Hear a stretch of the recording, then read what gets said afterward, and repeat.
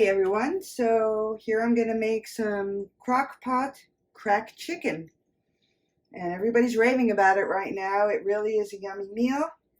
So let's get started. I've already pre-sprayed my Crockpot with Pam Superior Noodle Stick cooking spray, the olive oil. Okay, I like this one. No artificial colors, flavors, or preservatives. However, you can use a Crockpot liner. I prefer to spray my Crockpot, but that's entirely up to you. I've already gone ahead and done that. And these are all the ingredients you will need, minus bacon. I don't have the bacon out. We're going to add the bacon later. So we've got some chicken broth. I use 3/4 cup. We've got some sharp cheddar shredded cheese. We've got Hidden Valley. You can use whatever brand you want. Original Ranch seasoning. Philadelphia cream cheese. You can use whatever brand you want though. An 8-ounce block. And a little over 2 pounds of chicken here, but anywhere between 2 to 3 pounds of chicken this will work good for. Now we're going to go ahead and add our ingredients. So I'm going to just put the chicken in the pot. Oh, this is so easy and tastes so good. Okay, just lay it in there.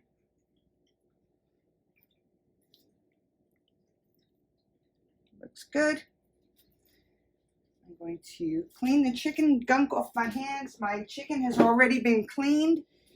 Now we're going to go ahead and add our chicken broth. You can use whatever brand you want. I use the Swanson chicken broth with non-GMO, no MSG added, 100% natural. This stuff is delicious. When I was going through my cancer treatment, I drank a lot of this. So we've got 3/4 cup. You're just going to pour it right over the chicken. Okay.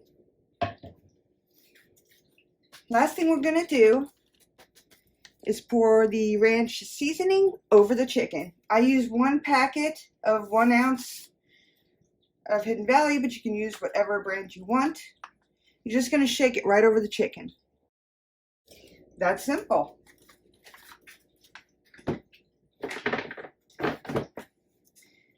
Now we're going to leave the cream cheese out of it for now, but we're going to let it warm up for the next 5 hours while we have this on low cooking.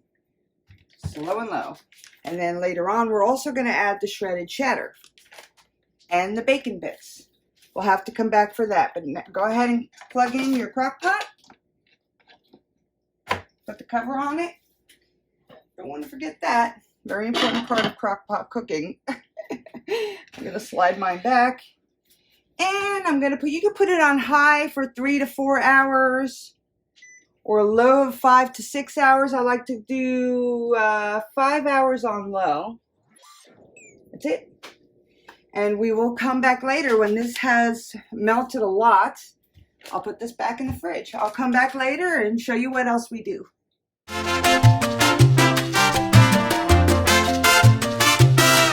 Okay, we are back. And the chicken's got 2 minutes left on the timer. In the meantime, I've run around and done my daily chores.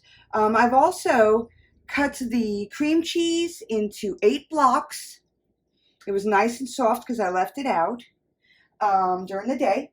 Also, I fried up 4 pieces of bacon and I put them on paper towels to dry completely, get all the grease off, and then I just ripped it up into bacon bits, made our own bacon bits. Now, you can make this dish with rice or pasta.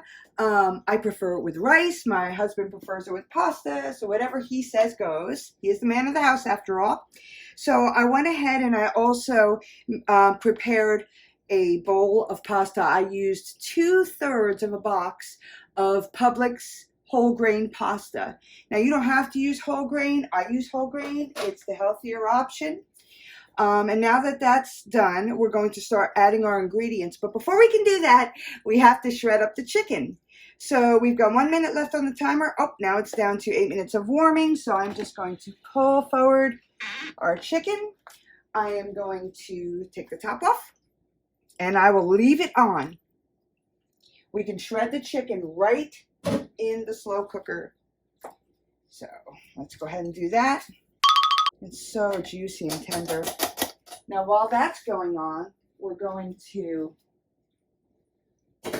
my cat is rubbing up against my legs. We're going to take our cream cheese and we're just going to put it in there and spread it around. Okay, that's done. And since that's done, we are going to go ahead and put the lid back on and let that sit for a minute.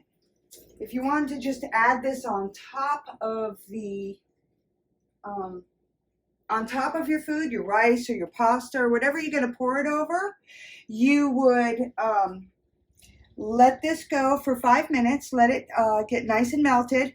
Then you would add your shredded sharp cheddar and your bacon bits and stir it up.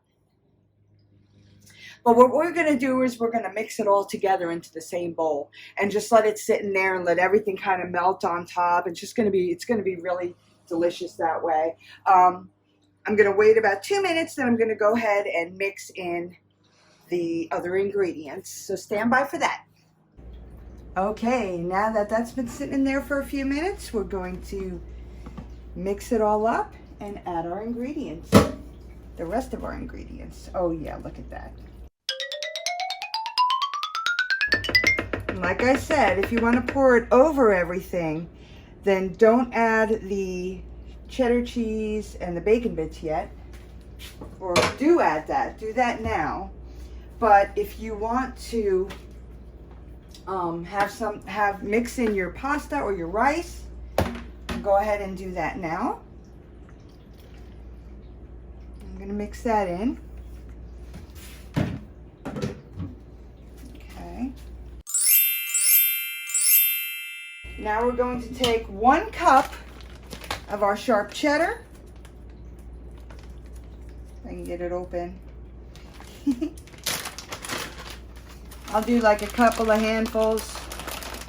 You know, like 2/3 of a bag. 2/3 of an 8-ounce bag. I got my cat rubbing on my legs again. Hi, Trinity. You waiting for me to drop something, aren't you? Okay. And then we're going to put in our bacon bits that we made. Just dump them in there like that. And then we stir.